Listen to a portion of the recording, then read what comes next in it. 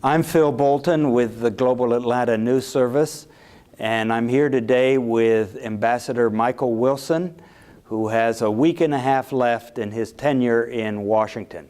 Welcome back, Mr. Ambassador. Thank you very much, Phil. Good to be with you again. I remember you were in Atlanta some years ago, and I was just wondering how you have felt over the last couple of years in terms of the situation in Washington and how it was when you first began your tenure as ambassador and today. It's a very busy place today, and I don't think I've seen this during my time. But today, the president's got health care, that's all over the media, but percolating along in the background there's climate change, there's financial institution re-regulation, there's a major decision on Afghanistan, there's what's happening with the automobile companies, what's happening in some of the areas of the economy which are pretty critical at this time. And there's still other issues like Iran, North Korea, and so on. It's an extraordinarily busy time. And the president he's been pretty adept at keeping all those balls in the air, but they're all coming to a decision point. And what happens at the decision point is going to be a pretty critical element in his presidency. When you started in 2006, were there as many issues on the plate? I don't recall it as being that way. Iraq was the issue that was the elephant in the room, whereas today it's I think effectively it's health care that's taking up a lot of time, congressional time, as well as for the administration, as well as for the president, in that he is doing a lot of external advocacy outside of Washington. So he's been asked to travel quite a bit.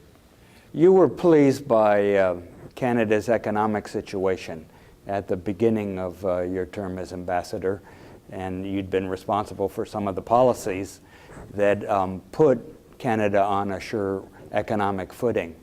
How does it stand today in view of the financial crisis that we've had here in the United States? What's the impact been on Canada? Well, let's go back to some of those things we talked about before. That has stood us in very good stead. Our debt as a percentage of our overall economy is the lowest of the G8 countries. So we don't have the interest rate burden, the interest cost burden that others do. Some of them, we're down around 30%. Other countries, some of them are over 100, some are well over 100%. The interest burden of that is a drag on their economy. So we are benefiting from that.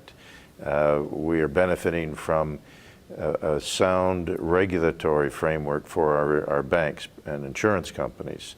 The World Economic Forum, 2 years running now, said we have the soundest banking system in the world. That has helped us because we don't have any government bailout money invested in any of our banks. So those are some of the key differences which have helped us. Have we avoided suffering? No, we haven't. We are part of the global economy. 30% of our economy is trade with the United States. When you suffer, we suffer. So the last quarter of 2008, the first quarter of 2009 were pretty bad.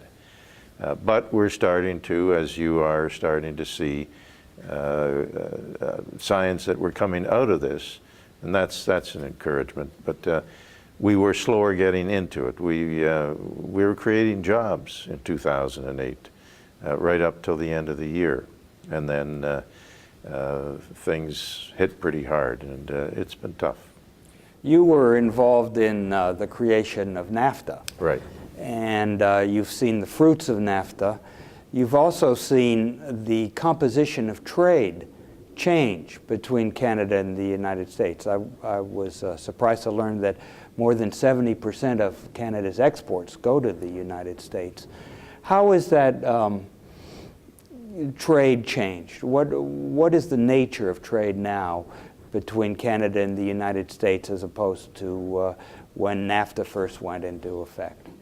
I think the biggest difference is back then, 20, 30 years ago, we probably had I don't have the numbers off the top of my head, but probably a much larger component of trade were in finished products, end products.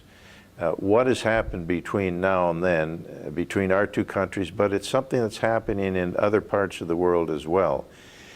There's more trade in intermediate products, business inputs. So we sell you components for a final product that is made here, and vice versa.